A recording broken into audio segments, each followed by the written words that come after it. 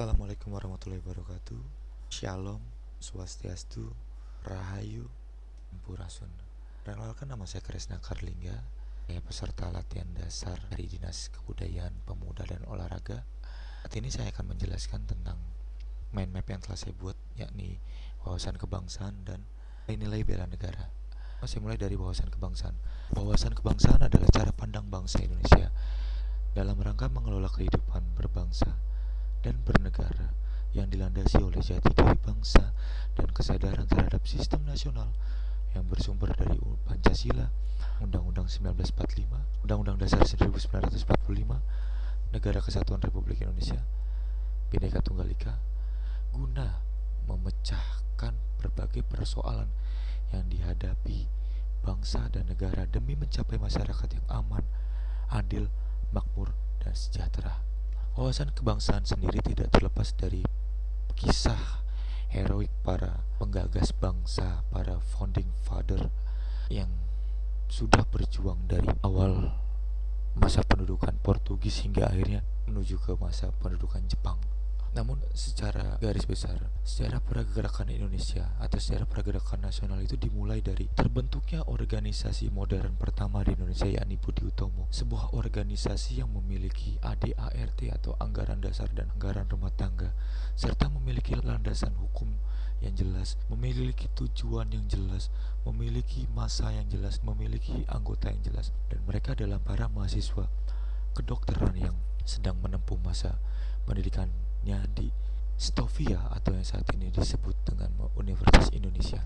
Tujuan dari didirikannya Budi Utomo oleh Sutomo dan kawan-kawan tidak lain adalah menuntut atas kebebasan untuk meraih pendidikan atau meraih ilmu yang sama dengan seluruh masyarakat di Indonesia, karena pada saat itu hanya orang-orang tertentulah yang dapat menikmati pendidikan, yakni para kaum priai ataupun para kaum Nederlander atau para penjajah, atau yang saat ini kita mungkin bisa sebut dengan para orang-orang Belanda yang hidup di Indonesia pada masa itu. Atas dasar tidak sukaan atau Sutomo dan kawan-kawan memandang bahwa ini kita sama-sama bangsa Indonesia, tapi kenapa hanya kaum priai saja dapat menikmati fasilitas itu? Makanya dibuatlah organisasi Budi Utomo dan secara tidak langsung merangsang para kelompok-kelompok lain untuk membuat sebuah organisasi baru yang modern tentunya, untuk memperjuangkan para hak yang mereka ingin juangkan. Contohnya seperti Syarikat Islam yang dipropori atau yang sangat dikenal sangat dikenal ketuanya atas Hos Cokroaminoto, yakni beliau adalah seorang cendekiawan, juga seorang mertua dari Insinyur Soekarno, mertua pertama Insinyur Soekarno.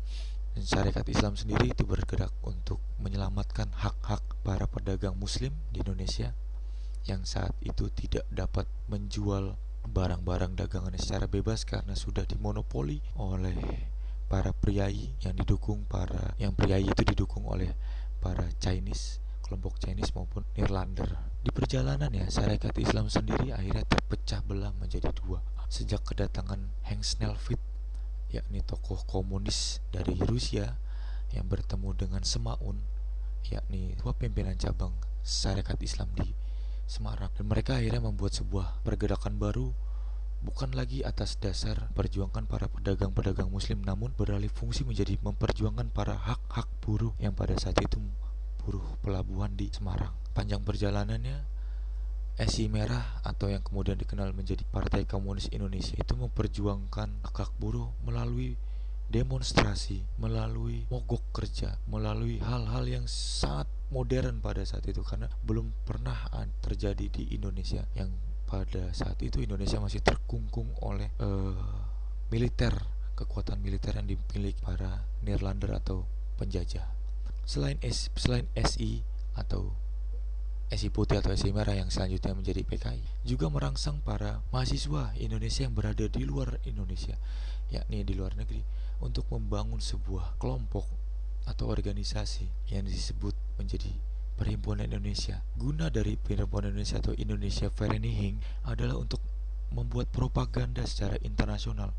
Tujuannya adalah menarik daya, membuat para negara-negara internasional untuk melirik bahwa apa yang terjadi di Indonesia sudah melampaui batas dan sudah tidak dapat diampuni lagi. Dengan begitu, Indonesia mendapat kekuatan secara dukungan moral dari berbagai negara di internasional untuk memerdekakan negaranya sendiri. Setelah berbagai macam organisasi modern di Indonesia terbentuk pada tanggal 28 Oktober 1928, terjadilah sebuah peristiwa yang sangat menentukan untuk bangsa ini, yakni dimulainya Kongres Pemuda kedua.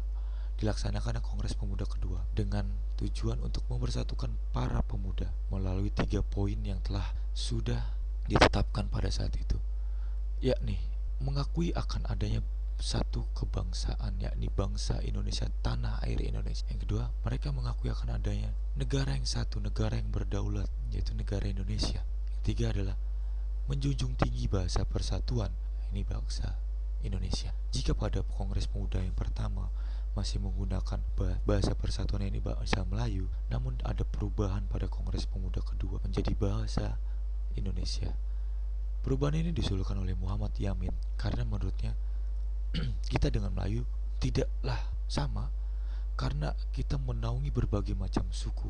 Ada suku Jawa, ada suku Sumatera, ada suku Papua, ada orang-orang timur yang tidak bisa dikatakan bahwa mereka adalah orang Melayu. Oleh karena itu, digantilah bahasa persatuan bahasa Melayu menjadi bahasa Indonesia. Dan sejak saat itu sudah tidak ada lagi namanya Jong Java, Jong Maluku, Jong Papua, Jong Sunda.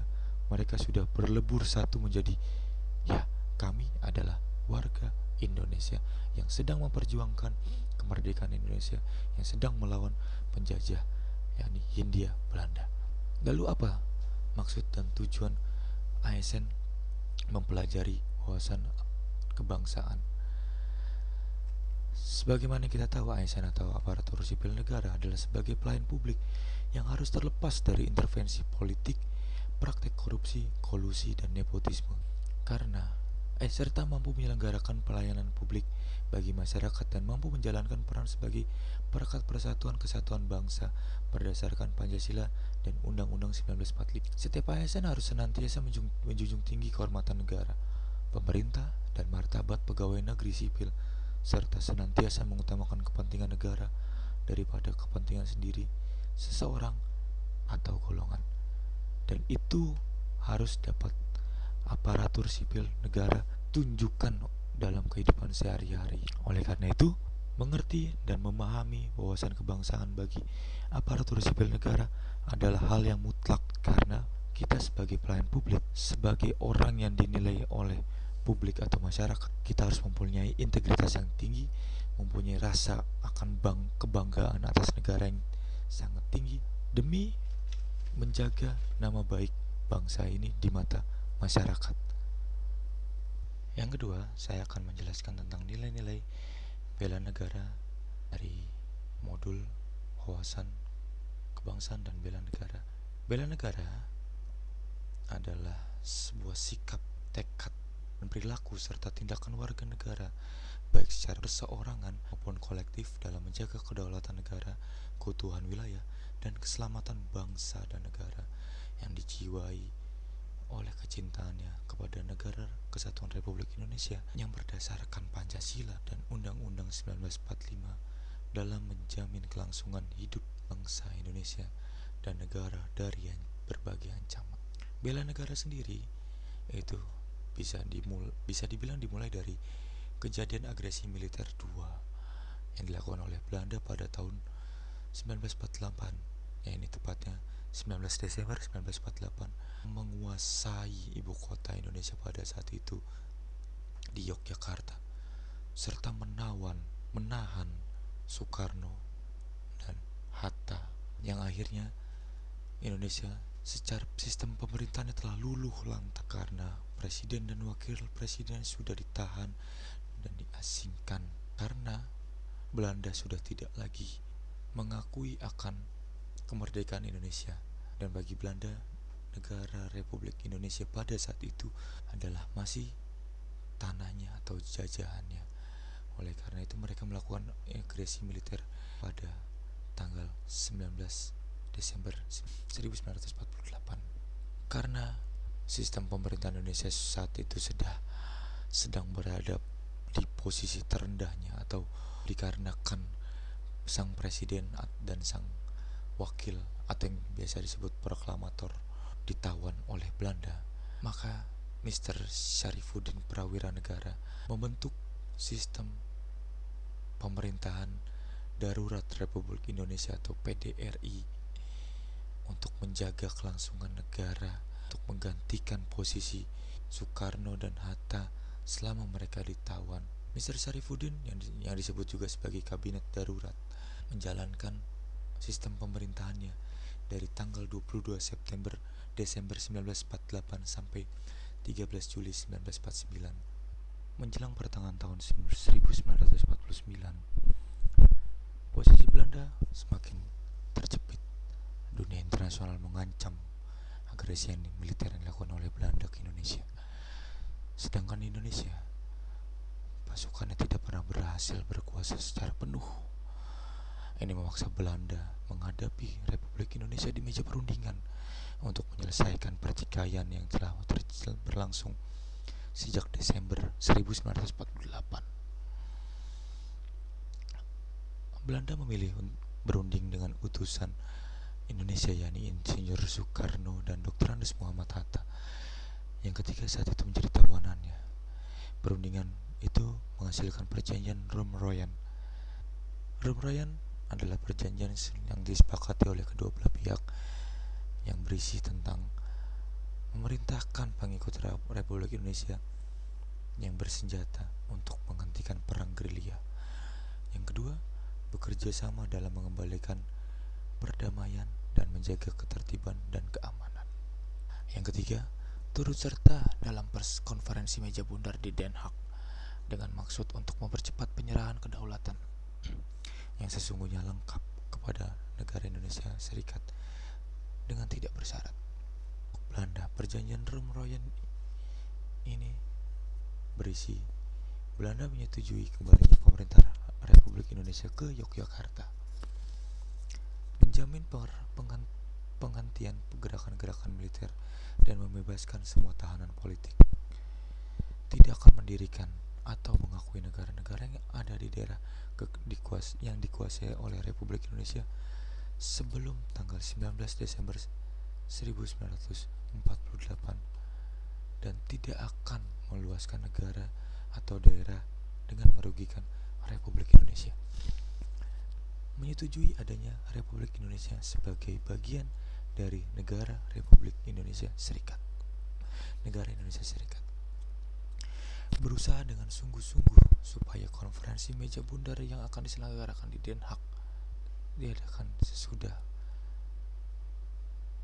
pemerintahan Republik Indonesia kembali ke Yogyakarta. Dan dampak perjanjian Roem-Royan pada yang disahkan pada tanggal 22 Juni 1949, yakni menghasilkan keputusan pengembalian pemerintah Republik Indonesia ke Yogyakarta, dilaksanakan pada tanggal 24 Juni 1949.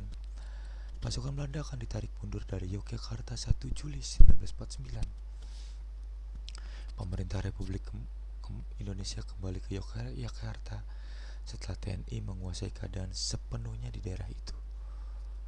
Mengenai penghentian permusuhan akan dibahas setelah kembalinya pemerintah RI ke Yogyakarta. Konferensi meja bundar diusulkan akan diadakan di Den Haag, Belanda. Yogyakarta baru sepenuhnya ditinggalkan tentara Belanda pada tanggal 29 Juni 1949. Lalu, apa saja yang menjadi alasan kita harus bergerak maju untuk membela negara? Yakni ancaman. Hanya satu ancaman. Ancaman memiliki artian yang luas. Dalam era modern seperti sekarang, ancaman dapat diartikan sebagai sebuah kondisi, tindakan, potensi, baik ilmiah maupun hasil rekayasa, berbentuk fisik ataupun non-fisik, berasal dari dalam negeri ataupun luar negeri, secara langsung ataupun tidak langsung diperkirakan ataupun diduga. ataupun sudah nyata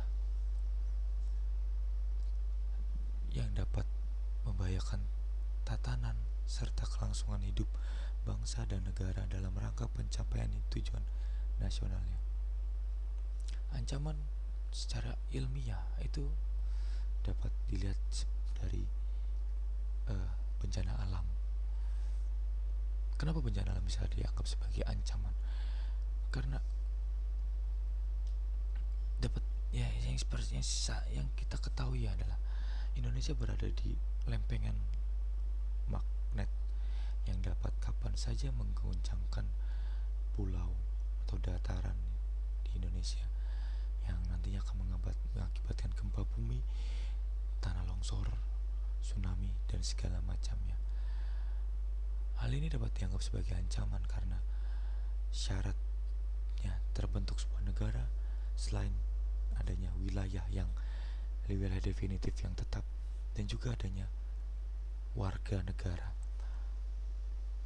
Andai saja gempa bumi atau apapun bencana itu dapat meluluhlantahkan sebuah wilayah hingga habis warga negaranya, maka syarat untuk menjadi negara tidak terpenuhi dan gugur menjadi sebuah negara. Dan ancaman selanjutnya adalah ancaman-ancaman yang dapat dirasakan pada saat ini. Yang sebenarnya sedang kita rasakan adalah ancaman atas bergesernya ideologi bangsa yang dahulu kita menganggap bahwa Pancasila menjadi ideologi bangsa dan satu-satunya ideologi bangsa yang sudah mencakup semua hal, baik itu agama, kepentingan sosial, keadilan sosial. Seluruh rakyat Indonesia sudah diatur oleh Pancasila. Namun kini banyak pihak, banyak kelompok yang menganggap bahwa Pancasila tidak dapat menaungi ideologi mereka yang entah itu bersumber dari sebuah kitab suci ataupun sebuah pemahaman yang diyakini ramai-ramai, yang mereka yakini secara kelompok, yang itu akhirnya menyebabkan menimbulkan kacau balau di negara ini, yang menimbulkan perdebatan, yang menimbulkan kerusuhan antara kedua belah pihak, dari pihak yang sangat cinta terhadap negaranya atau bisa kita sebut dengan orang-orang nasionalis, dengan pihak-pihak lain yang cinta akan ideologinya, yang cinta akan sesuatu hal yang dianggap sebagai pilot, sebagai nakoda yang membawa mereka ke pulau yang baru yang lebih sejahtera, sesuai dengan ekspektasi, sesuai dengan gambaran para pemimpin mereka yang mereka ceritakan, mereka supply ke otak-otak para pengikutnya. Yang kedua, ancaman yang sangat jelas terlihat saat ini adalah ancaman ekonomi. Ya, saat ini Indonesia sangat tidak mampu mengatur perekonomiannya. Hal ini dapat kita saksikan bersama atau kita lihat secara mata telanjang. Berapa banyak barang mentah kita yang telah dikirim ke negara asing untuk dikelola menjadi barang yang matang atau barang produksi yang dapat dikonsumsi secara massal, yang dapat dikonsumsi secara halayak, dikonsumsi secara umum. Padahal barang bakunya, barang mentahnya berasal dari negara kita. Ketidakmampuan, kekurangan alat, ketidaktegasan, akhirnya kita tidak mampu menahan laju ekonomi yang begitu pesat. Akhirnya kita tertinggal oleh zaman. Kita akan berada di sebuah statement, slogan sebagai sebuah negara yang berkembang. Kita tidak akan menjadi sebuah negara yang maju jika kita tidak mampu menahan ancaman perekonomian, ancaman teknologi, ancaman secara ideologi yang harus diyakini oleh bersama bahwa itu akan merusak tatanan bangsa, bahwa itu akan merusak karakter bangsa negara. Oleh karena itu, kita wajib membela negara sesuai dengan Undang-Undang Nomor 23 Tahun 2019 tentang pengelolaan sumber daya nasional atau pertahanan negara. Pada pasal 7 ayat 3 yang menjelaskan ada 5 poin tentang nilai dasar bela negara, yakni 1. Cinta tanah air. Yang 2. Sadar berbangsa dan bernegara. Yang ketiga, setia pada Pancasila sebagai ideologi negara. Yang keempat, rela berkorban untuk bangsa dan negara. Yang kelima, kemampuan awal bela negara. Ayat ini atau undang-undang ini ditujukan untuk semua orang, tidak terkecuali kami sebagai aparatur sipil negara ataupun kalian sebagai masyarakat.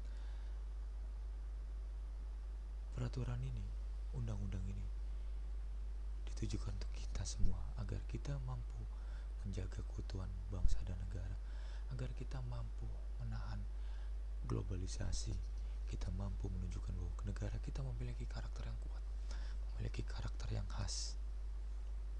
Oleh karena itu, aktualisasi kesadaran bela negara itu dapat diterapkan di semua lingkup, dari itu lingkup pekerjaan, lingkup sosial, lingkup agama, atau apapun itu.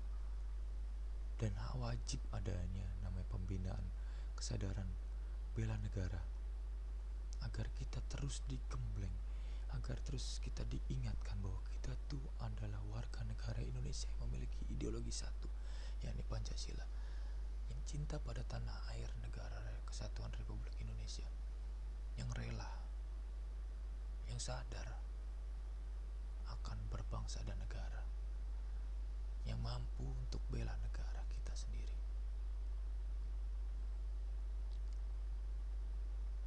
Dan indikator nilai dasar bela negara bagi aparatur sipil negara itu sudah juga dijelaskan di undang-undang tersebut. Ya, bagaimana kita harus bersikap, bagaimana kita tidak boleh terpapar oleh investasi politik, kita tidak boleh mengganti ideologi kita harus tetap memegang teguh ideologi Pancasila. Kita harus memelihara dan menjunjung tinggi standar etika yang luhur, menjadi agen penyebaran nilai-nilai Pancasila di tengah masyarakat, menjadi contoh bagi masyarakat dalam pengamalan dan nilai-nilai Pancasila di tengah kehidupan sehari-hari, memiliki kemampuan dan melaksanakan kebijakan dan program pemerintah, mengutamakan kepemimpinan berkualitas tinggi, mengutamakan pencapaian hasil, dan mendorong kinerja pegawai. Selalu berusaha untuk meningkatkan kompetensi dan mengembangkan wawasan sesuai dengan kemajuan ilmu, pengetahuan, dan teknologi. Sekian yang dapat saya sampaikan tentang modul wawasan kebangsaan dan bela negara. Akhirul kalam. Wassalamualaikum